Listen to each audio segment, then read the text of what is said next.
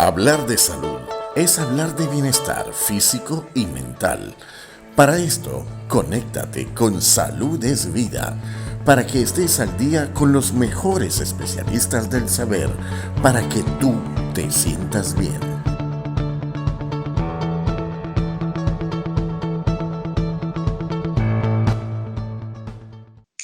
Estamos en presencia con la psicóloga Grecia Olivares desde Colombia, quien es especialista en psicología hospitalaria de salud. También está formada en psiconeuroinmunología y más de 10 años de experiencia. Gracias, Grecia, por aceptar esta invitación. Esta es una de las primeras de las tantas, porque como lo digo con todas tus colegas, lo que hemos los enlaces que hemos realizado, el psicólogo tiene un papel vital en estos momentos, porque es la mente la que está moviendo todo, inclusive ha ganado mucho el miedo para la adquisición de esta pandemia a nivel mundial. Pero bueno, eso es en otro momento. Hoy vamos a hablar sobre este aislamiento social que se ha tenido que tomar como medida forzosa por la voracidad de este tipo de virus, propio de este virus, que el contagio es demasiado voraz, y por supuesto las autoridades han tenido que tomar estas medidas. Grecia, hay una cierta diferencia entre lo que es aislamiento social y distanciamiento social. Creo que hay una diferencia que quizás muchos lo generalizan, pero yo quisiera que nos ayudaras a estas personas que te están escuchando y te están viendo, ¿cuál es esa pequeña diferencia? Claro que sí, María Ángel. Mil gracias por la invitación y por este espacio que nos va a ayudar a todos. La diferencia entonces entre el aislamiento social y el distanciamiento social han sido términos que evidentemente se han adjudicado pues a nivel de salud, pero ha sido una medida que hemos tenido que tomar por prevención, porque nos dimos cuenta que fue la medida que funcionaba, ¿ok? El distanciamiento social. De hecho está como distanciamiento social, aislamiento social, cuarentena. Pero no es lo mismo estar distanciados que estar completamente aislados, ¿ok? Encerrados sin ningún tipo de relaciones sociales, porque es una de las cosas que también tenemos que sostener a pesar de la distancia que tenemos que mantener en este momento por protección para todos. Entonces yo creo que básicamente esa es la diferencia, ¿no? No estar, una cosa es estar distanciados por la medida de protección y la otra estar completamente aislados, encerrados, ensimismados, ¿ok? Y con otros elementos que pueden no estar favoreciendo como justamente este distanciamiento. Ahora, ¿por qué me baso en esto, Grecia? Porque sencillamente antes se decía que los instrumentos tecnológicos, llámese celular, computador, en fin, se le llamaban enemigos inclusive, porque no había ese contacto social. Resulta ser que ya las personas se están dando cuenta que sí existe una necesidad biológica inclusive, donde el contacto social es importante. Te pregunto, ¿ese distanciamiento social se podría solapar ahora, en este momento, con estos instrumentos tecnológicos? Claro que sí, por supuesto. Definitivamente la tecnología es una herramienta, siempre lo ha sido. En nuestro gremio quizás han habido posiciones encontradas al respecto, porque por supuesto a veces hemos dicho el exceso de tecnología o de estar conectados ahí en las redes no nos conecta de repente o no nos ayuda como a alimentar el vínculo con nuestros seres queridos, ¿no? De repente estábamos sentados todos en una mesa almorzando, pero todo el mundo como que en las redes y en la tecnología. Pero en este momento fíjate que es justamente una herramienta que la podemos usar y se ha usado de manera positiva para poder mantener justamente el distanciamiento, más no el aislamiento, ¿okay? Estar conectados con otros, que en este momento justo es una de las cosas, uno de los pilares fundamentales que nos pueden ayudar a sostenernos, ¿no? Lo que tiene que ver con las redes sociales, pero me refiero como, a ver, como cuál es mi red de apoyo en ese aspecto. Y si el acceso a esa red de apoyo es la tecnología, pues sencillamente lo tengo que usar para poderme mantener en contacto con el otro.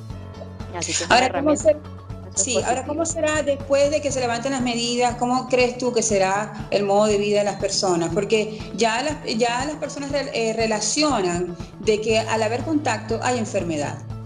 intrínsecamente se ha posicionado así gracias a esa infoxicación, ese exceso de información donde está solapando los fallecidos y los contagiados gracias al contacto. Ahora las personas van a tener una cierta predisposición a la hora de tener contacto personal. ¿Qué les dices tú a esas personas? ¿Cómo podríamos llegar a la normalidad nuevamente? Porque se sabe y se ha comprobado que es una necesidad biológica. ¿Qué mensaje les puedes decir tú a ellos? Claro que sí. Yo creo que va a depender, María Ángel, de la etapa en la que estamos viviendo. Toda crisis tiene sus etapas, ¿ok? Esta ha sido una crisis, una pandemia que va a pasar. Obviamente sí creo que nos ha llamado como a la reflexión de qué cosas hacer, qué cosas no hacer con el otro, ¿no? Qué cambios tenemos que ir ejerciendo como que en nuestra vida. Entonces, justamente el temor a ese estigma como de la enfermedad, bien porque la tuviste, bien porque trabajas, porque eres personal de salud, porque aquí se ha visto muchísimo eso, o bien porque la sobreinformación nos ha dicho, bueno, el contacto ya genera, pues el virus también va a tener como su fase de caída, por supuesto. Entonces va a ser una transición donde todos vamos a estar probablemente como desde la incertidumbre, desde el miedo, en un primer momento, ¿no? Y todos nos preguntamos cómo va a ser ese momento. Ya todos pueden salir. Pero como ha tenido también distintas etapas, fíjate que China ya ha como que retomado de alguna manera sus actividades. O sea que en algún punto vamos a poder retomar nuestras actividades, vamos a tener que tener precauciones, por supuesto, porque va a ser normal, es una respuesta normal del ser humano, ¿okay? Tener esa incertidumbre, ese miedo que va a pasar, pero poco a poco nos tenemos que ir y como alineando con que ya esto cambió, con que yo puedo volver a relacionarme con el otro. O sea, en algún momento vamos a retomar una nueva normalidad. Probablemente no sea la misma que teníamos antes, porque creo que esto nos ha hecho reflexionar de esa necesidad de no nos relacionarnos con los otros, con el planeta, por ejemplo. Entonces yo creo que es entender que esto también tiene como una curva de caída que en algún momento va a cesar o en algún momento va a haber pues alguna vacuna, o ha habido otras pandemias también. Entonces decimos, bueno, la gente en algún punto vuelve a cierta normalidad, a un ajuste en esa forma de relacionarnos, como relacionar allí. Ahora, Grecia, existe también ciertas situaciones de personas, no sé cómo lo llaman ustedes, casos, ¿no? Donde ya la persona adulta, inclusive no tanto adulta, también en los adolescentes, niños, tienen una particularidad de que ellos se aíslan, tienen ese proceso de situaciones o procesos que bueno, tienen que inclusive se tratan, ¿no? Porque tienen un aislamiento por distintas razones. Esa persona adulta o ese adolescente o ese niño en este momento donde tiene que estar encerrado, ¿eso puede acelerar ese proceso? O pudiéramos entonces, ¿qué estrategias darle a esos papás que están viviendo ese momento, ¿no? Claro. A ver, yo creo que sí, definitivamente, María Ángela, hay grupos que son de riesgo, ¿no? Por ejemplo, las adicciones son un grupo de riesgo, las personas que tienen alguna enfermedad crónica, los niños adolescentes o adultos que tienen alguna condición clínica, psiquiátrica, tratada además farmacológicamente. Evidentemente hay como alguna población de riesgo y tenemos que, como esto es inédito para todos, también tenemos que elaborar como algunos protocolos de atención para estos casos y para estas personas. Entonces, adaptado a su nivel, a lo que la persona comprende, entiende, es importante como que, sobre todo, darle información pertinente que hay que dar. No, por ejemplo, si tengo una persona que en general es ansiosa, evidentemente, y le doy información la que sea, esa persona va a tender a maximizar la información. Entonces, tengo que dar información adaptada, por supuesto, a la edad, adaptada a la condición. Hay muchas cosas que se han hecho hoy en día, han elaborado cuentos, por decir algo, para niños. Y entonces es interesante como usar estas herramientas que nos permitan mantener al otro informado, evaluar los riesgos que son reales, porque esto no es algo fantaseado, es algo que es real, que está pasando, que tenemos que tomar unas medidas de protección, pero tampoco puedo como permitir que se maximice, ¿no?, esta información, o que el miedo, la ansiedad se desborde, porque bueno, necesito mantener justo a estas personas, a esta población de riesgo, dentro de todo controladas, porque bueno, además ahorita es un riesgo a ir a los centros de asistencia justamente muchas veces para atenderse presencialmente. Si estas personas ya tienen, por ejemplo, ejemplo, alguna atención psicológica o la parte, por ejemplo, educativa. Sé que han habido como muchos acercamientos de parte, tratar de sostener lo que se puede a través de la tecnología, como que estos espacios ayudan a mantener sus rutinas, ¿no?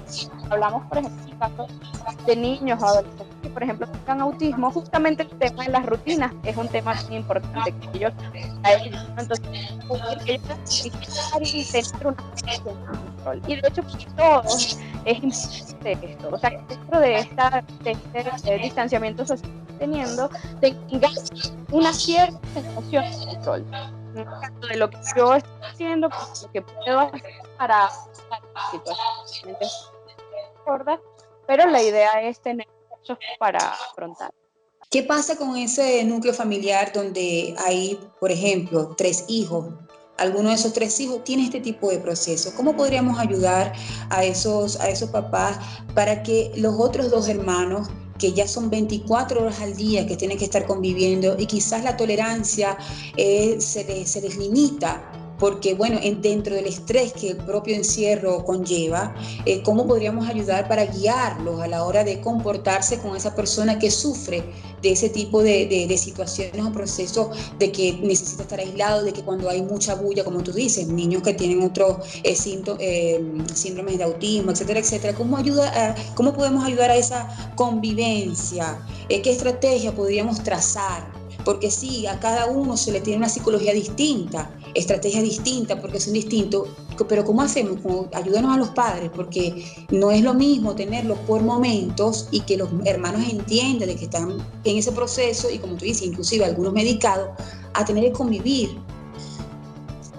Entonces yo creo que una de las cosas más importantes es la información, o sea, poderle dar información a cada uno de los miembros de la familia adaptada a su condición, a su edad, nos va a ayudar a comprender, a tener un contexto de la situación. El otro elemento yo creo que es dar la sensación de control. Evidentemente, como tú dices, antes estábamos cada uno en nuestras rutinas y no pasábamos tanto tiempo conviviendo. Evidentemente pueden haber elementos de tensión, de estrés, pero cómo lo manejemos los adultos y cómo le demos esa información o cómo demos espacio a la expresión emocional en los niños va a ser importante.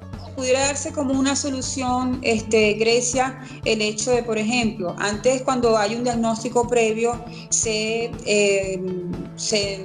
le notifica o se le exija que ambos padres o el que acompaña a ese niño, a ese adulto, vaya a consulta para que aprendan cómo manejarse. Entonces, en este momento pudiera darse como que una consulta a nivel grupal, pudiera ser como una solución. O sea, a la hora de tener un diagnóstico, ese adulto va hacia su psicólogo, hacia su especialista, para que a nivel familiar grupal entiendan y expliquen mejor la situación y lo podría ayudar a la tolerancia, a la convivencia.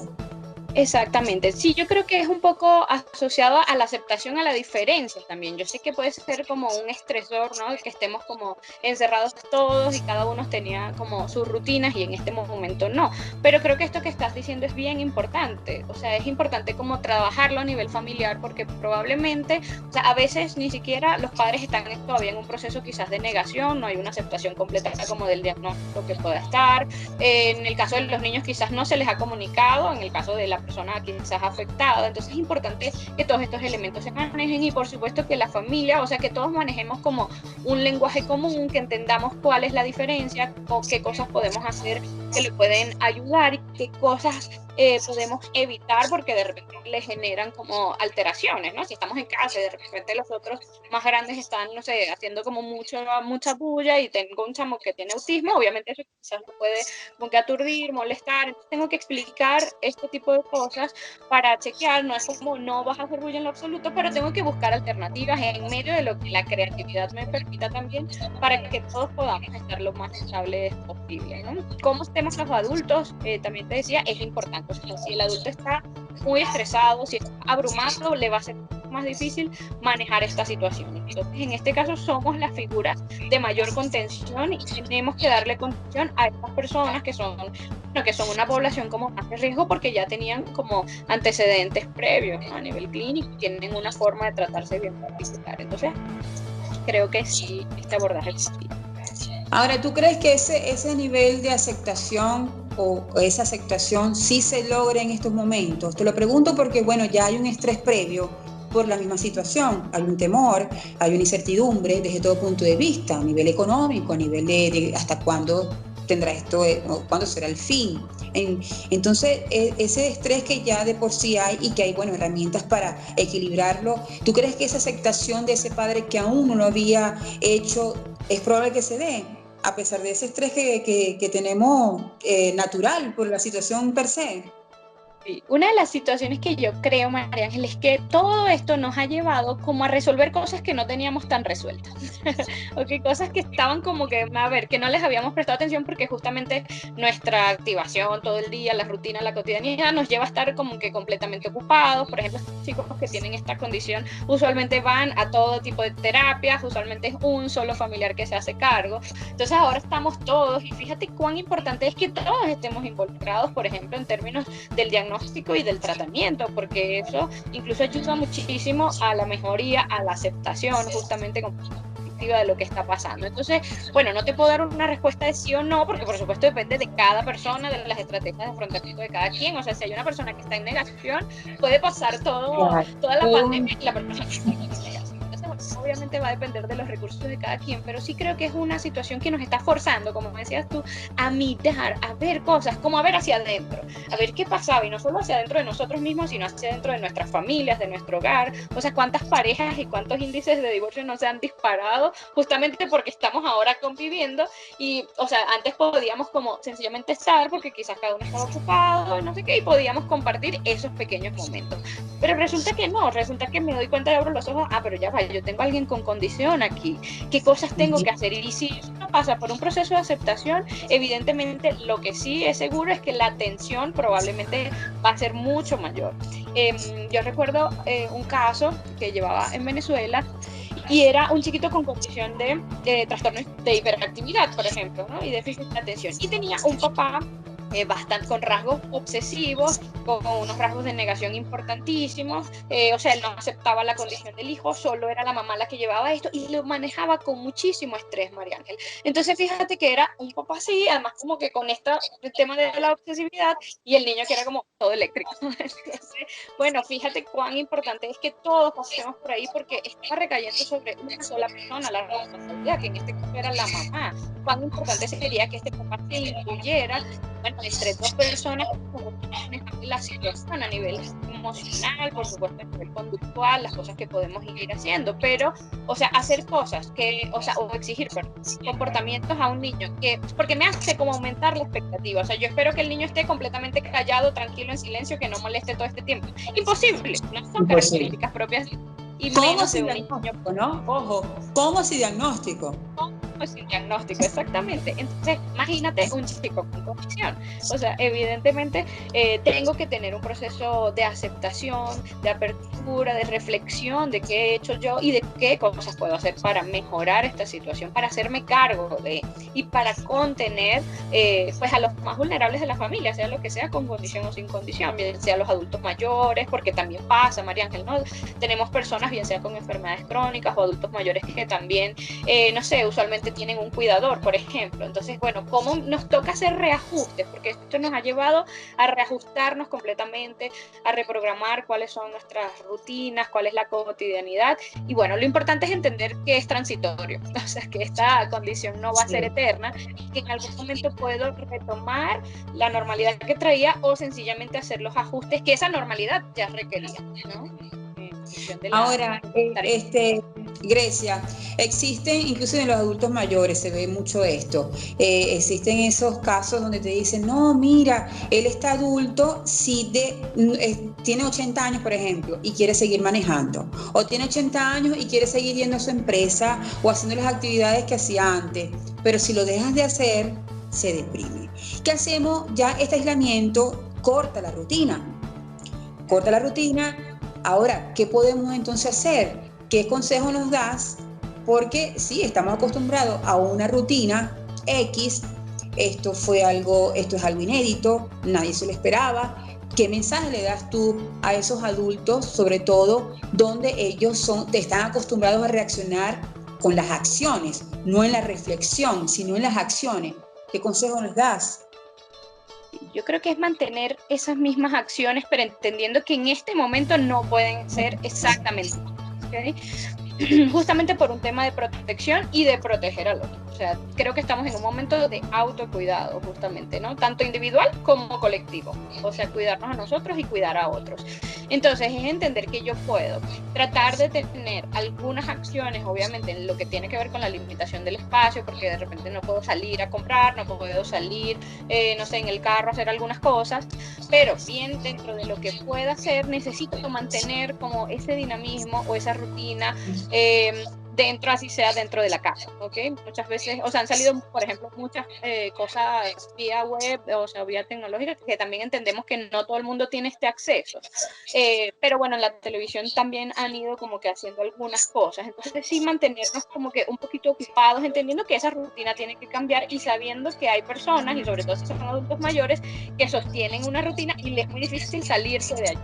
Okay, pero tenemos que apoyarlos. Esas personas también necesitan apoyo para reestructurar un poquito su rutina. Ok, no podemos hacer lo mismo, pero ¿qué otras actividades puedo incluir en el día a día que puedan implicar movimiento o actividad mental o algunos ejercicios pues no complicados que me ayuden como a mantenerme un poquito dinámico, un poquito ocupado y con una nueva rutina, o sea, como organizando unas nuevas estrategias? Yo creo que eso es parte. Grecia, hay casos elevados donde las personas están tomando el dormir para aislarse no solo socialmente, sino de la misma realidad. ¿Qué hacemos con esas personas? ¿Está bien o está mal?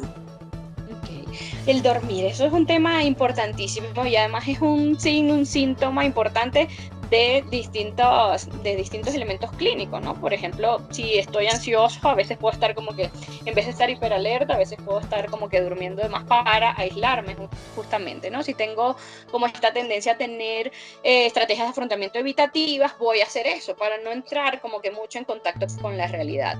Entonces, un poco las cosas que se sugieren dentro de la sensación de control, de mantener la rutina, de cambiar un poquito como las cosas que pasan en casa, justamente como que vamos a quitarnos la pijama, o sea, vamos a levantarnos de esa cama, porque ya eso, a vestirnos como estamos tú y yo, o sea, nos da la sensación de que hay algo que estamos haciendo medianamente productivo, ¿no? Entonces poder encontrar esa vía de hacer alguna cosa que me haga sentir bien, que me haga sentir productivo, que me haga sentir activo sobre todo, y no pasar todo el día, no sé, o viendo Netflix, que es lo otro, o durmiendo, como dices tú, o lo otro que está pasando mucho, María Ángeles, es la alteración del sueño. Entonces mucha gente se está acostando a las 6 de la mañana y pasan la mañana luego durmiendo, y bueno, ¿qué vamos a hacer con eso?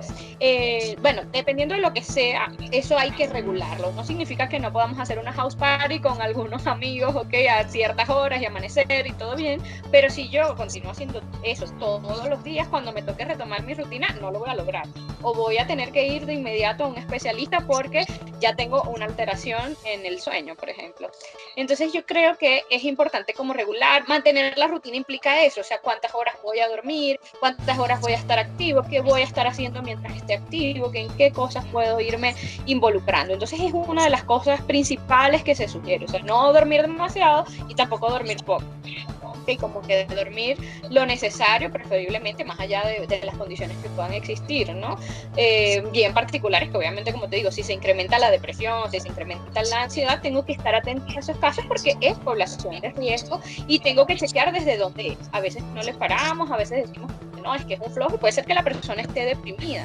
Ayer justamente escuché el caso de un actor venezolano que se quitó la vida, por ejemplo, porque se incrementaron los niveles de depresión por el distanciamiento social. Entonces es importante tener esos casos, hacerle como que caso. Pero bueno, depende de muchos factores, María Ángel, incluyendo con quién estoy pasando esta cuarentena. O sea, hay gente que está en familia, pero hay otra gente que está sola. Entonces, bueno, más allá de esa soledad, estar atentos, por ejemplo, si nosotros tenemos allegados, conocidos que estén en alguna de esas condiciones, estar atentos a ellos, o sea, podernos comunicar, justamente como que no generar ese aislamiento, como que, bueno, cada quien que lo viva a su manera, sino cómo nos ayudamos unos a otros. De hecho, han habido algunas estrategias, bueno, que me han parecido muy solidarias, que ayudan a reconstruir un poquito el tejido social, que han sido cartas a las personas infectadas con COVID, o al personal de salud, y ha sido una estrategia como interesante que ayuda al otro a no sentirse, no, al menos hay alguien al lado, ¿no? Aquí el otro día en las noticias pasaron un caso de una de las chicas que había sido diagnosticada, estaba aislada solita en su casa, Y unas vecinas le pasaron esta carta que le decían, mira, sé que, sabes, no nos conocemos, no sé por qué no nos conocemos, fíjate qué interesante eso, pero bueno, te digo que somos los vecinos de tal, somos mi esposo, mi hijo y yo, estamos aquí, estamos a la orden, a la disposición, esperemos que pase de muy pronto. Entonces, fíjate qué palabras como tan reconfortantes de alguien completamente desconocido y cómo nos ayuda eso también a estar conectados, ¿no? Y fíjate que nos damos cuenta de esa desconexión que antes teníamos, o sea, nosotros vivimos nuestra vida como muy individual, cada quien en sus rutinas y no sabemos cuándo va a ser el momento que necesitemos de este otro. ¿Qué mensaje le das tú ahorita que están habiendo muchos casos de bullying? Yo lo llamaría bullying. El hecho de que están siendo irrespetados y desconsiderados aquellos inclusive médicos, aquellos enfermeros, cuando llegan a sus casas, a sus sitios, a supermercados, les están dando ese, o sea, desagravio, esa agresión inclusive física. ¿Qué mensaje le das tú a esas personas? Sí, no, yo creo que a mí me ha parecido muy grave eso, María Ángel, porque además son las personas que están lidiando con el virus, mientras los otros estamos como encerrados en nuestra casa. Estas son personas que están poniendo su vida en riesgo, ¿sabes? Por ayudar a otros, por salvar a otros, por atender sencillamente al otro. Entonces, no me parece que las respuestas desde la violencia sean como las más óptimas, porque bueno, ellos decidieron eso, evidentemente toman, por supuesto, todas las medidas como que tienen que tomar para protegernos el resto, bueno, una vez que tienen que trasladarse, salir a la calle. Entonces sí ha habido, María Ángel, muchísimo estigma en relación a los profesionales de salud, y yo pido pues mayor solidaridad, mayor comprensión, que se hagan los ajustes que se tengan que hacer. Por ejemplo, aquí a nivel del transporte ni siquiera los quieren llevar muchas veces a sus sitios, bien sea de trabajo o de la casa. Entonces no puede ser, creo que justamente nos tenemos que unir en acciones como que mancomunadas, pero así como han habido, yo creo que las crisis, María Ángel, sacan o lo peor de nosotros o también lo mejor, definitivamente. Y yo creo que esta crisis ha sacado como las dos cosas, porque hemos visto como que, a ver, noticias súper opuestas. Entonces, así como ha pasado eso, por ejemplo, aquí han habido muchísimos gestos y acciones solidarias con ellos también. Entonces, funciona un servicio que se llama Rapid, que es justamente para llevar, por ejemplo, alimentos. Y les llevan alimentos, o sea, completamente gratis a estos profesionales de salud que están, o sea, dando la batalla ya. Entonces, bueno, así como vemos acciones solidarias, es como apuntar mucho más allá, porque la crisis nos está demandando eso.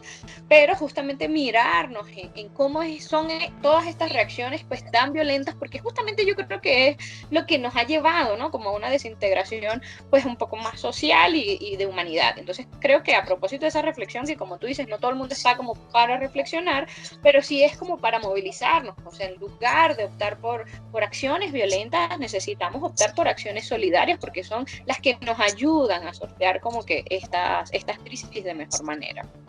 Y ser un mejor mundo. Yo en todos estos enlaces he concluido de que indiscutiblemente, forzosamente, queramos o no, vamos a ser diferentes, pero más para el bien.